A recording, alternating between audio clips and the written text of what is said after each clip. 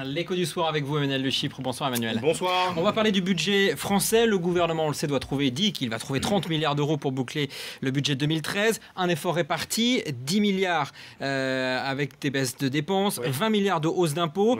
10 milliards pour les entreprises, 20 milliards pour ce qu'ils appellent les plus riches. Est-ce que les classes moyennes vont être épargnées? Non, malheureusement, pas du tout. Alors, on sent bien qu'il y a quand même un souci de remettre de la progressivité dans l'impôt. C'est-à-dire qu'en gros, les derniers euros taxés soient plus lourdement prélevés que les premiers. Ça remet de la progressivité. Et puis il y a le souci aussi, il faut reconnaître, d'épargner vraiment les plus modestes. Mais par définition, entre les plus modestes et les plus riches, il y a les classes moyennes, et les classes moyennes, elles ne seront pas du tout épargnées. Le gel du barème de l'impôt sur le revenu, qui, d'après les Échos, ce matin, va être maintenu, ça va rapporter 1 milliard d'euros. C'est-à-dire qu'en gros, le barème des impôts ne se relève pas en fonction de l'inflation, ce qui fait qu'il y a plus de gens qui vont payer, mais pas les deux premières tranches.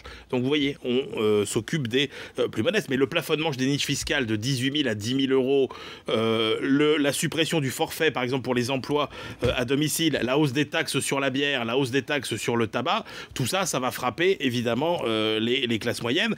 Et puis, quid du fameux forfait social sur la participation et l'intéressement, qui serait un vrai coup dur pour les presque 9 millions de salariés qui ont de l'intéressement et de la participation. Et puis si on regarde du côté des dépenses publiques, ceux qui vont en faire les frais, c'est qui? C'est en partie les fonctionnaires. Les fonctionnaires, c'est la classe moyenne. Et puis les taxes sur les entreprises, quelque part, ça pourrait coûter des emplois au moment où on voit d'autres pays comme la Suède ou la Grande-Bretagne, par exemple, qui baissent l'impôt sur les sociétés. D'accord, mais quand on a dit ça, on n'a rien fait encore pour relancer la compétitivité. C'est le grand dossier quand même. Évidemment, c'est-à-dire que sur ces 30 milliards, rien n'est fait encore pour financer le fameux choc de compétitivité que nous a promis le Premier ministre. Alors ça va dépendre du rapport que va remettre Louis Gallois, l'ancien président de ADS, mais lui il va préconiser un choc de compétitivité, en gros d'au moins 30 milliards encore, qui va consister à transférer justement de l'argent des charges sociales qu'on va alléger vers d'autres prélèvements.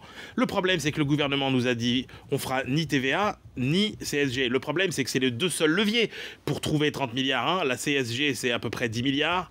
La TVA, c'est à peu près 6 milliards. Donc, pour tenir sa promesse et en même temps trouver de l'argent, donc la promesse, c'était pas de hausse généralisée de la TVA. On va faire des hausses ponctuelles, sans doute, de la TVA. Donc, la TVA sur la restauration, ces jours sont comptés. Elle va sans doute passer de 7 à 12. Et puis, même chose pour la TVA, par exemple, dans le bâtiment. Et ça pourrait rapporter 6 milliards. Mais songez que si on relevait à 19,6% tous les taux de TVA, on pourrait gagner jusqu'à 40 milliards. Mais ça, évidemment, la gauche ne veut pas en entendre parler.